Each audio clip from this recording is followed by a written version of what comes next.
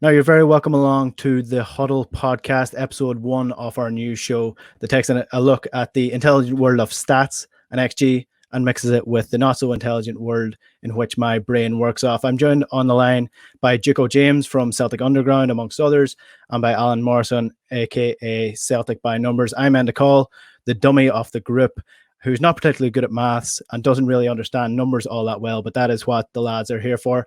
The numbers are what the lads do. So before we get started in the topics of the day, lads, thanks for joining me first of all, and let's get an introduction to the crew of the Huddle podcast. So we'll start with you, Alan. Let's find out who you are, what do you do, where do your numbers come from? Yeah, hi, and actually, I can completely relate to everything you just said. I literally got a grade C at GCSE maths, and I'm pretty poor at it, to be honest. But that's a true story. But so yeah, I run the Celtic by Numbers site, which is a website and also a Twitter account, and post numbers and other inanities on various blogs. So yeah, really here to kind of talk about Celtic and performance. Really, that's what I care passionately about is really what the numbers tell us about the underlying performance of the team, the manager, etc. James, I suppose most people would know you from your Good, the Bad, the Ugly on the Celtic Underground, but you take a pretty broad look at Celtic and the performances using statistics. Yeah, correct. So my background's in finance and markets and economics. So as I joke, I have about 50,000 hours of pattern recognition in my brain over the last 20 plus years, not necessarily with football data, but all kinds of macro data in markets. So over the last about 15 months, I started diving into football data. And my primary source is Y-Scout, but I try to pull it in from anywhere I can get it where it's reasonably affordable. So I pull some from Modern Football. Obviously, I look at Alan's data when he posts it. So what I'm trying to do is piece together an analysis, basically turning data into information to try and deduce things from as many sources as I can.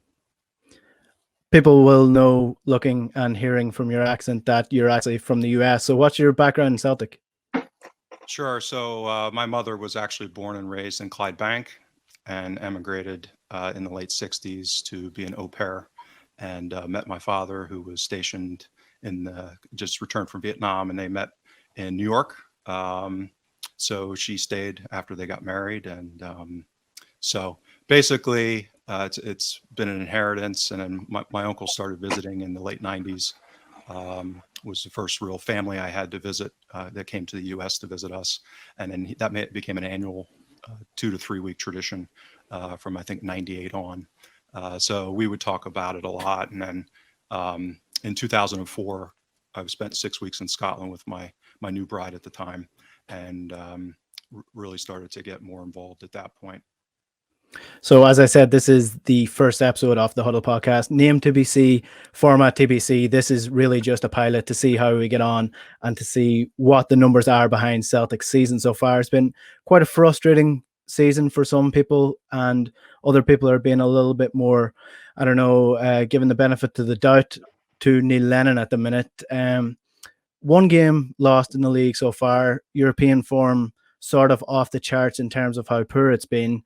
That's my opinion, but the format of the show anyway, we're going to take a topic or topics of the week, look at them from a statistical point of view, and then I'm going to give my point of view, given that I don't actually have any background in XG or in statistics. So that's how we're going to work it off. And the first topic is obviously the topic that's on everyone's heads. Is Neil Lennon the future manager of Celtic? Is he the man even to lead Celtic any further in this season? There's already odds up for the likes of Eddie Howe, Gordon Strachan. And David Moyes all seem to be the favourites to get the Celtic job at the minute. And Neil Lennon is adamant that he is the man to do the job. So let's take a look at Neil Lennon prior to this season and Neil Lennon in this season. Guys, we'll start with you, Alan. Any particular trends that jump out to you straight away in terms of this season comparable with other seasons of Neil Lennon? Yeah, so listen, I mean, number one, it doesn't sort of sit well with me, kind of morally, in terms of my moral compass, to call for anyone to be sacked, particularly. So, having said that, football's a tough business, right? So, we've all been watching the same, and I've had a number of alarm bells ringing in my mind in terms of just looking at the performances, and I'll keep using the word performances, and people will throw back, the old cliche about the only stat that matters is the one in the top left corner of your screen in terms of it's the results business, and I completely get that, and I completely understand that. But what I'm concerned about here is really looking at trends of performance, because I would posit pretty confidently, actually, that performance is a better underlying predictor of future outcomes than any given result, especially in a very low-scoring sport like football, where a mistake or a dodgy decision or what have you can actually create a very different result very quickly. So, go back to the topic at hand in terms of Neil Lennon. I did write an article on my site, which all six of you read, but let me just kind of refer to that a little bit. And I'll just sort of break it down, really. But when I say break down, I mean summarize succinctly, to say that what the trends were, really, over Neil Lennon's tenure as Celtic manager, over a number of key, let's call them key performance metrics, things like expected goals, things like shots on target, things like number of touches in the opposition box, things like number of creative passes that take opponents out, chances created. All of those types of metrics are really strong indicators of overall team performance. And the long story short is that over Lennon's tenure, those key metrics have generally been on quite a nice sort of upward trend throughout his tenure.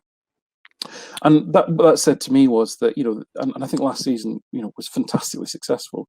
And not only did we win the, well, hopefully the Scottish Cup yet to finish, but not only were we actually increasing our lead in the league. And actually, a bit of a sidebar here, interesting future topic: would Gerrard have survived if the season had finished? And we'll park that one for now. And actually, the reason I mention that is because there's potentially a lesson there for this discussion about Lennon as well. I think it's germane to this conversation.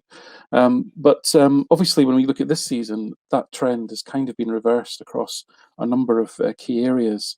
And I think we'd all, recognise that from what we're watching instinctively, that, the team is not creating as many chances. The team is taking slightly less touches in the opposition box. The team is not creating as much good quality chances. The opposition, on the other hand, are creating better chances, and so forth. So they are all indicators of a regression, or if you like, or a decrease, if you like, in performance, which is, it sets people like me's alarm bells ringing. And I suppose what I really concluded personally at the time that I wrote the article, which is actually 2 weeks ago or so, was that really Lennon has got a lot of credit in the bank. He's improved the team. The team has demonstrably not only performed and got the results, but actually the performances have improved, and as well, the trophies are in the bag, and actually the football's been pretty exciting too. So all good. He's been demonstrably backed by the board in terms of no major talent was sold, which I found incredibly, actually, that given the COVID economic considerations, I was expecting one major player to be sold at least. That didn't happen. He was given the positions filled that he identified as wanting filled. And therefore, this is kind of where we are. So I concluded that really we ought to let him, work through that, bearing in mind all of the environmental factors that are currently in play in terms of, COVID issues that Celtic have been hit with, injuries and suspensions, and the differential approach that governments and authorities have taken to some of these issues, which have impacted Celtic more adversely than other teams, for example. So all that in the round led me to conclude that we should give the guy time. But I have to say, in the 2 weeks since, I've wobbled, and I've wobbled because, again, the Sparta result was almost a no way back performance in a sense, and his demeanour. And again, I'm veering off of stats here, but looking at him at a human level, his demeanour just seemed like that of a defeated man. But here we go. We win 4-1 at Motherwell, and we dust off, and on we go. Yeah, I might come back to you on a couple of things there, Alan, but Juco James, sorry. What do you think in terms of Celtic's performance? What are you looking at in terms of the the key points to analyze in terms of performance, the key indicators that Celtic are either on a downward trend or they're continuing on as they were. What do you look for in terms of the performance? Yeah, so Alan and I had a very healthy dialogue on Twitter after he posted his piece. And I don't disagree with anything that he said. I disagree with Alan's conclusion. And that's so I have some background in attribution analytics, which is basically, looking at performance, this within the context of investment performance in the finance world, and then trying to break that down as far as what drove the performance levels. So when I look at Neil Lennon's track record as Celtic manager, even dating back to his first tenure, I have serious questions about how most of the support and potentially the board and the CEO apparently have attributed the club's performance under his tenure. And so I think that's a fundamental disagreement that Alan and I have. And again, that's just a disagreement that's the wonderful world of analytics. I think people think of data and they just assume that it automatically gives people conclusions, when in fact, there's I think one of the reasons why we hope this show might have a place within the increasingly crowded Celtic sphere of fan media is because of Alan and I both having analytical backgrounds. So, I think we're analysts first that also happen to be passionate Celtic supporters, whereas I think the vast majority of people in the Celtic sphere are kind of the inverse of that. So when I look back, and I did a couple of things looking back at Lennon's first tenure. So I think an obvious thing that, and again, I'm not doing this to bash Neil Lennon. I mean, I think he's obviously a club legend. But if you're going to make sound decisions, right? And I think ultimately that's what analytics is about: taking data, turning it into information, and trying to improve decision making. That's really the crux of what all of this is about, no matter what the industry is. And when I look at his track record at Celtic, one of the primary legends that have grown up surrounding him is his pragmatism in Europe, for example, and his track record in Europe. And when I look at that track record, I think it's far more mixed. And I think there's a lot of reliance on Fraser Forster winning games that most other keepers probably would have lost. So, for example, I don't have a XG report from the famous 2012 win over Barcelona, but I've reviewed all of the scoring events from that game, and I think it was about an XG of 3 for Barcelona, and probably less than 1/2 for Celtic. Well, I think Barcelona had, from memory, close to 21, 22 shots on target alone, and Celtic had 2. Not quite on target. And this gets back to, I don't want to get into too much specifics right now, but there's a difference between what's the probability of a chance creation before someone shoots it, and then when you're facing a team like 2012 Barcelona that has people like Prime Messi and Alves and all these other great players. I mean, some of those saves that Forster made were shots that, were low probability based off of the thousands of players that have taken those shots. But, Messi's putting it just below the bar in the upper left quadrant. So the what we'd call the post shot XG for that game was probably approaching 4. And Forster only allowed 1 goal, and that was after he made a tremendous save low into his left that squirted out and in extra time. So that's the kind of result that is legendary, that basically allowed Celtic to go to the into the knockout rounds of the Champions League and lose 5-0 to Juventus. But I don't think people focus enough on Lennon's first 2 seasons in that tenure, where we didn't even qualify for Europe, and then where he was learning to be. He was still, sorry, James. He was learning to be a manager as well. Oh, absolutely. There's all context to all of this. Without the Sion turnover, we would have been out of Europe his first 2 seasons. And I look at the knockout rounds, the knockout games when we've lost through his first tenure, and then including, let's say, Cluj and Copenhagen. last year at the late in the Champions League qualifying, and then even in the knockout stages.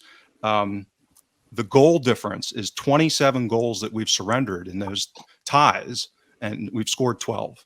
So if you look at, we lost to Braga 4-2, we lost to Utrecht 4-2, we lost to Sion 3-1. Again, we lost to Juventus 5-0. We lost to Cluj 5-4. We lost to Copenhagen 4-2, and we lost to Ferencvaros. Obviously, an outlier with just the single game of 2-1. So if you look at, there's a significant body of a track record there, and people naturally gravitate towards the Barcelona Champions League season, which was terrific, obviously. And then last year, which I think that's probably the, once we got into the Europa League, there was legitimate performances there against Rennes and Lazio. Probably closer than people think. Forster was huge in Rome. And again, a different keeper, a Barkas, a Gordon, a Bain, may not have allowed us to win that game the way Forster did. And that's if you look back at Dyla's record in Europe, and if you look at Rodgers' record in Europe, even when Gordon was in his kind of second chapter with Celtic and in his prime, if you look back at his performances under Dyla, let's say, or even I think the first year of the Champions League with Rodgers, Gordon did not do well in Europe those seasons. So again, you're talking about hypotheticals here, right? So what if Dyla had someone of Forster? What if Rodgers had someone like Forster? I mean, it's Rodgers' fault. He didn't want a shot stopper like Forster. He wanted a ball player like De Vries. But I think you get what I'm saying. So I think that the bank that Alan has for Lennon as far as judgment and decision making is inflated compared to what I think it should be. And I think last year in particular, where Alan and I have a disagreement, is I think that the transfer market last season, the summer in particular, was a lot better than most people give it credit for. I mean, we basically came out of that window with 4 to 5 legitimate first team upgrades going into the season. And as much of a debacle as Bolingoli was for a variety of reasons, he is starting in the Champions League this season. And so, it's not like he was a terrible player, even though the way that things played out was obviously really unfortunate in many ways. So that's the crux. And the other reason why I think I've been a lot more harsh with Lennon, and I publicly called for him to be sacked after the Ferencvaros loss, was I've seen a pattern of decision making that looked like it was going to get worse and not better. And that's some fundamental things that I've pointed out in my analysis on Alan's site and on Twitter, really dating back to early in the year, where in my judgment, we continue to make the same mistakes over and over again, what I call structural problems. So we're swapping players, we're changing shape, but we're not addressing these structural problems. And I think they're so fundamental when it comes to analytics. I have a hard time believing that there's not people within the Celtic infrastructure that don't recognize these things, and that someone's not listening to somebody. And I think that has to be Lennon. I mean, I may be wrong. I don't know the internal dynamics, but as the younger George W. Bush said, he's the decider. He was the decider, and ultimately, the manager is the decider. And I think I see a major structural decision-making problem. And I think that's been getting worse, not better. And I think Ferencvaros was kind of the trigger for that. And I see it as more of a decision-making spiral that's been unfolding. Well, on the European forum over the last couple of years, I think one of the things that people associate Neil Lennon with Europe for is because Brendan Rodgers was such a failure in it, and they wanted to grasp onto anything that would sort of not damage the Brendan Rodgers campaign or regime at Celtic, but almost take the gloss off it so it hurts less that Celtic lost such a top quality manager. And that's what he was. He won an invincible treble, something that's never been done. And he was one of the best coaches that Celtic have ever had. I suppose on Neil Lennon, from my point of view, what I've noticed on the pitch, and you just probably have the stats to back this up, is that for too long, Celtic have gotten by with performances that have been lackluster and haven't been good enough because they're playing against quality of opposition that just really isn't up to their standard at all. So it's not a sense that Celtic are playing good. It's just a fact that Celtic have better players that, regardless of what system they play and what manager they have, they will ultimately win over the teams that have players who just aren't up to their standard or playing in the European leagues as often as these players are. And that's where I think Celtic have been failing over the last couple of years. They've sort of not taken their foot off the gas, but they've grown so accustomed to an easy ride in the Scottish League that when they play against better teams, and they don't even have to be that much better, then that's when they start to falter. And we've seen that this year with Ferencváros, who aren't a bad team, but are a better team than Celtic face week in, week out. And the likes of Stade Prague, who I think Celtic sort of didn't take seriously enough for a home fixture, and even Rangers this year, because Rangers have not been good enough in the last 10 years, but in the last 2 years, Celtic have lost to them at home. And last year was the first time in 10 years that they actually did that. So I think that's sort of the key indicator of where Celtic are at for me and why this form has sort of dipped a little bit. Alan, I do want to come back to one thing that you said about, and it's included in your article, is that during Neil Lennon's first couple of years in his second term for Celtic, the trajectory has sort of been up. So what's the chances that it sort of has just gotten up to the top and now it's starting to plateau a little bit, and now we're seeing a decrease? Is that sort of where we're at the minute, that no matter who we bring in, that potentially this may not get any better under Neil Lennon? So there's just so many variables, right? And it is a really complex thing. And the more data that you collect, the more complicated you can make it. Which I'm not really selling myself here, am I? But in terms of getting a to the point answer on that one, I think again this is why we look at trends. This is why you look at performance over a period to try and ascertain, which way is this going, and if it is going south, which it undoubtedly it is from a performance perspective. And to your point, I think you make a very good point. This year, more than any other year, the quality of opposition that Celtic are going to face in the SPFL is decreasing, because the economics of the current situation in Scotland have never been great structurally for the last few years, and are as bad now as they've ever been, because of the fact that that you just don't have the gate money coming through, you don't have the additional revenues. Even Celtic have lost 6 Champions League or European home matches at least. Which you're looking at £2 to £3 million income over and above your season ticket money, but Celtic can almost, are so big and had so much money in the bank, they can almost absorb that, whereas a Kilmarnock or an Aberdeen, to a lesser extent. And if you look back to I'm just going to take the Aberdeen game, the 3-3 game. Aberdeen were absolutely awful. They were horrible, and they had an XG in that single game of 3 against Celtic, which might be a record in the SPFL in the time I've collected data, mainly because of 2 penalties. But actually, in terms of, if you analyse their performance and the structure of their play and what they were trying to do, they were dreadful. They were absolutely awful. And the reality is, I think this year, is that there's almost no case for sacking Lennon, because ultimately he's just got to beat Rangers, because the standard of the other teams has decreased so much, whereas Celtic have kept largely the same squad. They've added some players, and we can get on to debate the qualities of some of those. But to me, Celtic have easily got the deepest and highest quality squad in the league. Are they playing well? No. Are they struggling? Absolutely.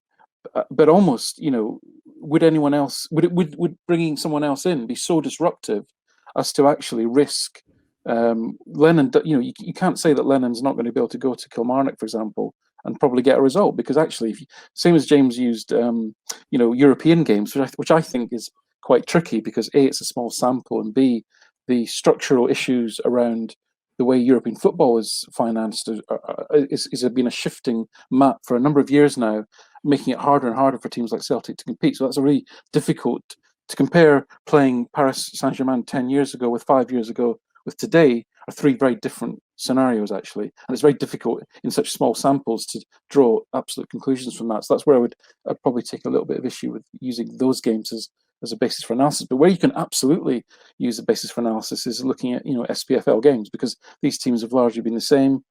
year over year. And guess what? We play them like 8 times a season. So there's lots of data to be had for games against Kilmarnock. And irrefutably, Lennon can put a team out to beat Kilmarnock, Hibs, etc. So really, the case for change, is actually potentially introducing more risk by introducing change. But actually, I'm finding that really my faith is being put in what I'd call sort of negative motivators, which is, loyalty to Lennon. There's no basis or judgment or data that I can use to back that one up, other than it's on a very human level, and the fact that he's got a good record at beating other SPFL teams on their weaker this season. Therefore, I'm hoping that that's going to continue. The main challengers, Rangers, can they continue to go through a whole season being completely unaffected by COVID and having no injuries? It sounds unlikely. I'm hoping that that's not going to be the case, but you never know.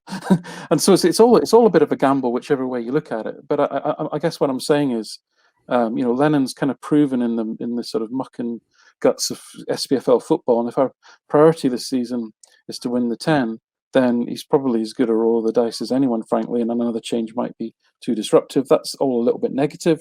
I think there's another conversation to be had of, where does that set us up for the season after that? And I think it's a wider conversation.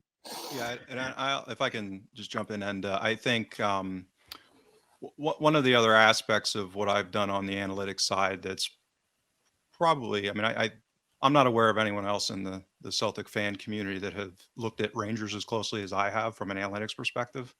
I'm always humored when I interact with other supporters, and we'll discuss Rangers, and I get accused of being a Neil McCann puppet and a secret hunt and all these other fun things I've enjoyed over the last bonkers. Yeah, and and then I push back with people and I ask, well, how much have you watched them? Have you really analyzed? Oh, I don't watch them. They just, they're just shite. I do speak some Glaswegian, so I'll throw in there. So I really broke down their season last year, and actually Alan published a series of my analysis back in June. And my concern with how our season has unfolded, I'll take issue with Alan a little bit on, I think our squad overall is probably better than Rangers, but I think it's a lot closer than people think at this point, and the most of our support. And I think more importantly, there was a level of incoherence in our transfer window this summer, in my opinion, that really dilutes that talent edge. And when I came out of that process, that part of it was in lockdown. I was trying to preserve my sanity like everyone else. When I really dove into analyzing Rangers' performance levels last season, I walked away from that exercise with a list of things that I saw that were vulnerabilities for them. And then I proceeded to watch them in the transfer window, and so far this season, basically address every single one of them. Right. So I as an analyst went, okay, this is where I think they had problems. This was their vulnerabilities. And then I watched them just make decisions and do things in a way that checked every single box. Now, then, is there risk that this guy that they brought in from Amiens isn't as good as he looked in that half in a blowout against Hamilton? Possibly. But they did things that made sense to me from an analytics perspective. And I contrast that with what Celtic did this summer, that I couldn't make any sense of what they were doing. The signing of Duffy didn't make any sense to me to start. Moy being the first signing, if we were going to go to 3-5-2, which, again, we get into this thing about how do you know for sure, but I think there's a reasonable assumption to be made that the off-season plan was to come into the season with 3-5-2 with Griffiths and Edouard. And then when Griffiths had his issues in lockdown, that basically blew it up, and they reverted back to 4-2-3-1. And so I haven't understood what the plan was in addressing the issues that I saw analytically. Like if I'm an opposition analyst, the way I view myself with Rangers, I'm looking at the decisions they're making, and I'm going, oh, geez, they're making smart decisions. And like if I was a Celtic analyst, I'd be like, oh boy, they really have their you-know-what together. And then if I'm working for Rangers analyzing Celtic and I looked at what they were doing and the decisions they were making, I'd be drooling. Mhm. I would be absolutely drooling, because the major vulnerabilities and problems, this is why I say these structural issues that Celtic have been displaying have not been getting better. They have been getting worse. They've gone unaddressed, and they've been papered over in ways that to me are incoherent. So that's why I've been very critical about all of this because of that context. And I viewed Rangers coming into the season, I think I was probably way out in front. I mean, I'm not aware of anyone else within the Celtic community that was as worried about Rangers as I was entering this season. And I'm more worried now than I was in July because of what they've been doing. Yeah, because their performance numbers are backed up by what's actually happening on the field. Their expected goals for and against is actually being reflected in real results. If anyone in the Celtic support is still sleepwalking on this one, they need to wake the fuck up very quickly, because this team may not be a team of all stars. They're journeymen by and large. They're incredibly well coached by Beale, and they're a very effective unit. And you can see that when they play teams like Benfica and the other European teams where they've had fantastic success against those sides, and fair play. So don't be under any illusions that this is not a serious challenge. And I'm sorry, real quick on that, because I go ahead. A good kind of bookend to this part of the conversation. So the issue I'll take with what Alan said about Lennon and being able to handle SPFL sides. So I think that's a dual-edged sword, because Rangers are facing the same low quality of opponents in the league. Indeed. So the likelihood of them dropping points is also lower. Yep. But I think, and I've done a lot of analysis and writing about this, is that if you look at the managerial style of Lennon and you compare it to what Rangers have been doing, if you think about volatility, variance, and performance levels, you can have two teams that have the same performance levels from point A to point B, and they average the same. But if the path from A to B is different, you can have one that's more consistent to get there, and then you can have one that does this, and the averages are the same.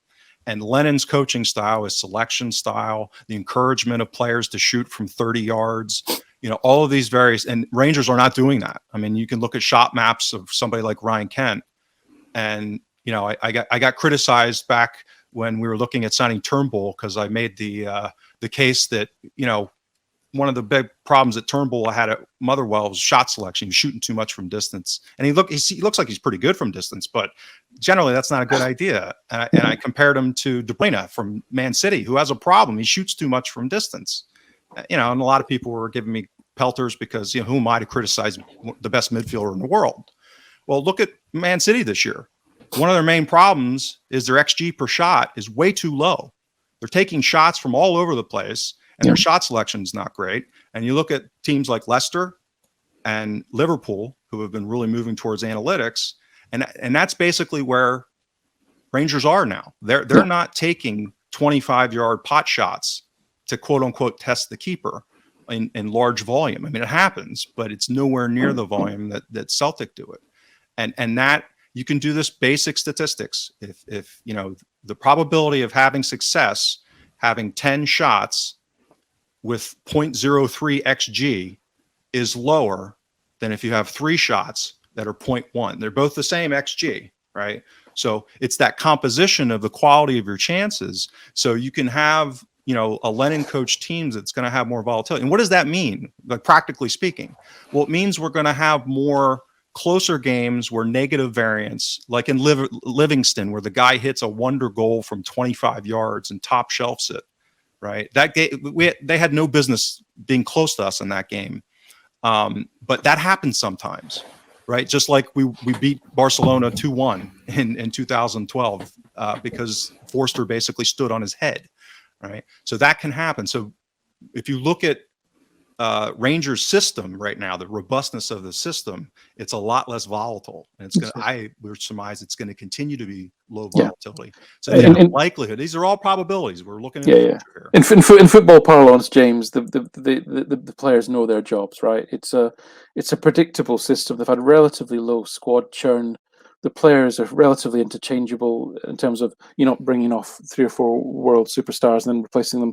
You're generally replacing competency with reasonable competency with reasonable competency into a system, and you can watch the way they play, the way that they're spacing, is organised, and that results in not only defensive strength in terms of that spacing and that consistency of understanding how to move as a team across the pitch, but also in chance creation. Because if you watch, the players will not just randomly swing the ball into the box like Celtic often do. They'll cut back and look for the optimal pass. Not to say they don't get lots of crosses in. I mean, that's Barisic and Tavernier's, Emilia's, to get lots of good shots, crosses in, but they're crosses from the right places at the right time and of good quality. Because it's a structure. It's a structure and it's a coherence, and that's I think the fear that we're seeing with Celtic, is that we don't see that same structure and coherence. And that's exactly right. And I even go back to the transfer market. So we basically have two fullbacks that are attacking fullbacks, and it looks like neither one of them can cross. Yeah. Laxal's expected assist is about 0.13 per 90 minutes. He's really no better than. Yeah, well, he's just not. He might look like an attacking fullback, but he isn't in terms of actual output and quality of output. It's really that. But the problem is that they've got, and this was really evident in the Aberdeen game when we went four at the back, is you've now got Laxalt and Frimpong absolutely bombing on, and then whenever Celtic lose the ball, and when you've got risk takers like Christie, El Yunusi, Rogic in the team, you're going to lose the ball a lot, right? Yeah, it might be in the final third or thereabouts, but the transition. Right, if a team is smart enough and skillful enough, that transition is going to hurt you, because your fullbacks are like, "Whoa, where the hell are they?" In the last minute against Aberdeen, when Wright was able to waltz through four midfielders without a single tackle being laid on him, Frimpong was out of position and Duffy rushed to cover, allowing Wright to slip the ball in. This is the 92nd minute of a game where you're holding on to 3-2, and you can play the ball behind two defenders to a guy free in the box to cut it back. That is absolutely ludicrous on any level of football. Yeah, there's quite a lot going on this season that you probably wouldn't have seen in previous seasons. I suppose when you're looking at Rangers, and some of the things you're talking about there is sort of modern coaching versus the old guard. And I'm not even talking about the old guard in terms of the 1990s. I'm talking about pre-2010 was a different era in terms of football, because it's broken down into systems.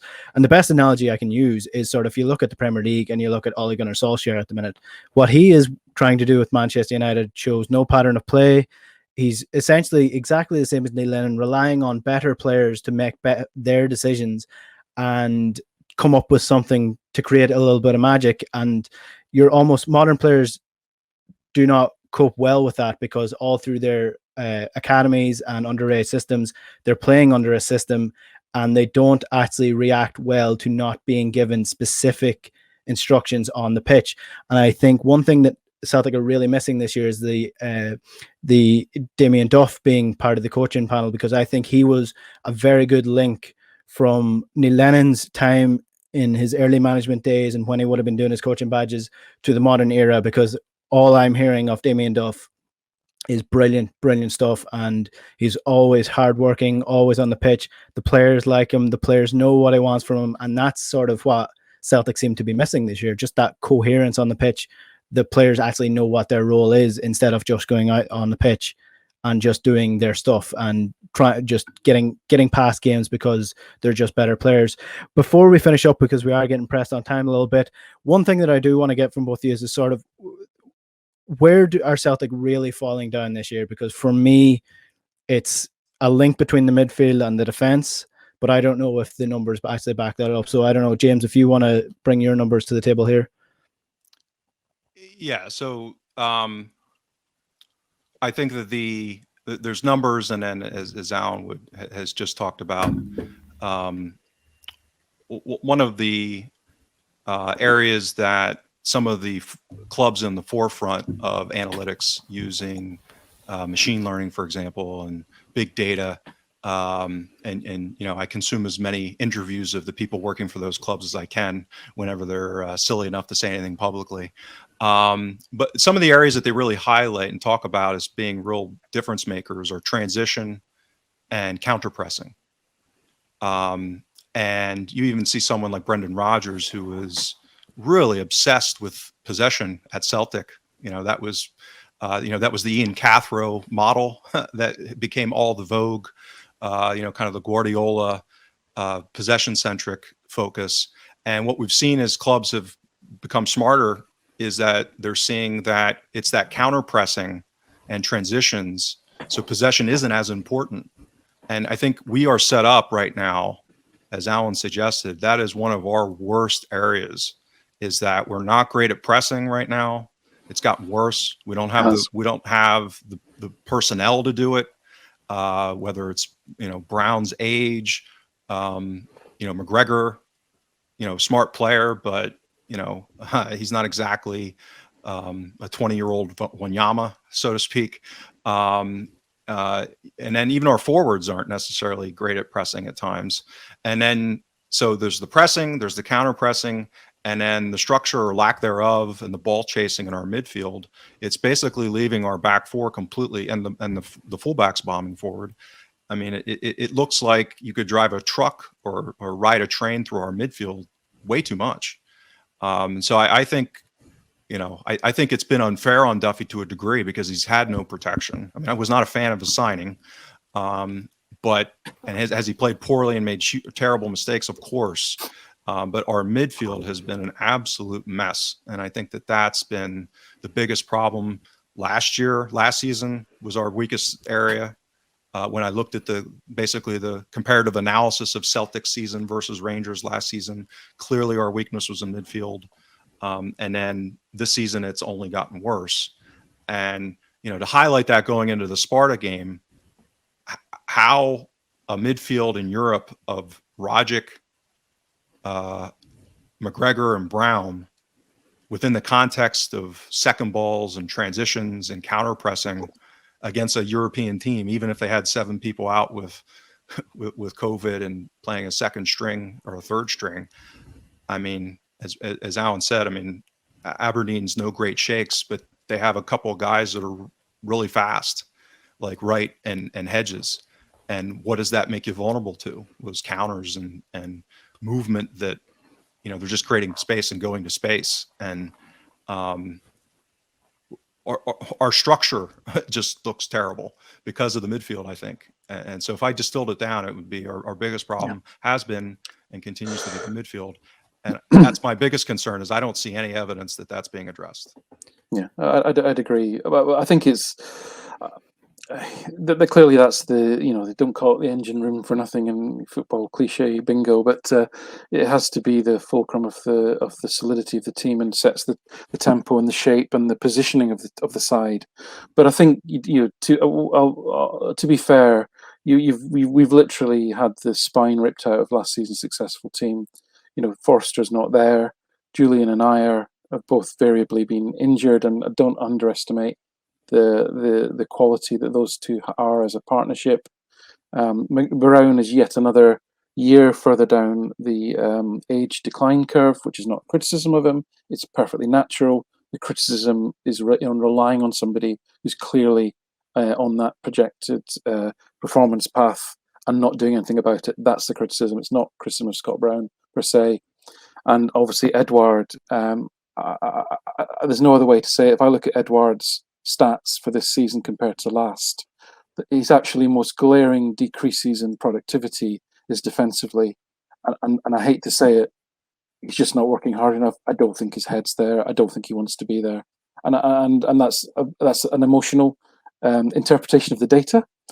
But his numbers are down across the board, actually. The only number that's just about holding up is his expected goals, because I think against teams like Hamilton, he got into some good positions in the box. So that essentially the spine of your team that was incredibly successful last season is either not functioning or a year old or just not there, or hasn't been there so far. I think if at least you get a settled goalkeeper, and for God's sake, give Barkas a chance. I think he looks decent. Get Julian and Ayer together. Get a functioning central midfield that doesn't rely on a 36-year-old declining. And I'm sorry, but Brown's numbers this year are down, and it's not a surprise. And then get somehow use your managerial skills to get Edouard focused for the remainder of the season. You've got a fighting chance. But these are a lot of ifs and buts. Mm-hmm. Yeah, that's all pretty interesting, because that's exactly what I'm seeing on the pitch as well, is that the link between the defense and the attack in terms of when teams are attacking us just isn't there. And if you have two attacking fullbacks, then it's a no-brainer that you have someone there that has the legs to make up for it. And I think McGregor has been shoehorned into that position a little bit. I think he's far, far better and far more productive going forward than he is defensively. And Brown just doesn't have the legs anymore. I think it's crazy that we have Nir Bitton on the pitch and we refuse to play him in the centre defensive midfield role because he didn't fit there for a couple of games last season. I think you need to give him the option if and when he's fit. And Edouard is an interesting one as well. I'm glad you brought him up because even just looking at his performances, he looks like he doesn't want to be there. He doesn't look as dangerous in the attack, and also defensively, he's just not working hard enough. So tie all that together and you get the performances that we've been seeing from Celtic this year. In terms of Neil Lennon's future, we will only know over the next couple of weeks, depending on how results go and depending on whether the board stay true to their promise that they are loyal to Neil Lennon, which they have come out and said already. This has been the first Huddle podcast. I hope you enjoyed it. If you want to listen back to that, you can get it on podcast as well. The link is in the description below. Juco James, Alan Morrison, Celtic by Numbers, thanks for joining me today, and hopefully we'll be back again with another The Huddle podcast. Thanks, Enda. Thank you. Yeah, thanks, Enda. Cheers, Alan. Take care. Yeah, cheers, mate.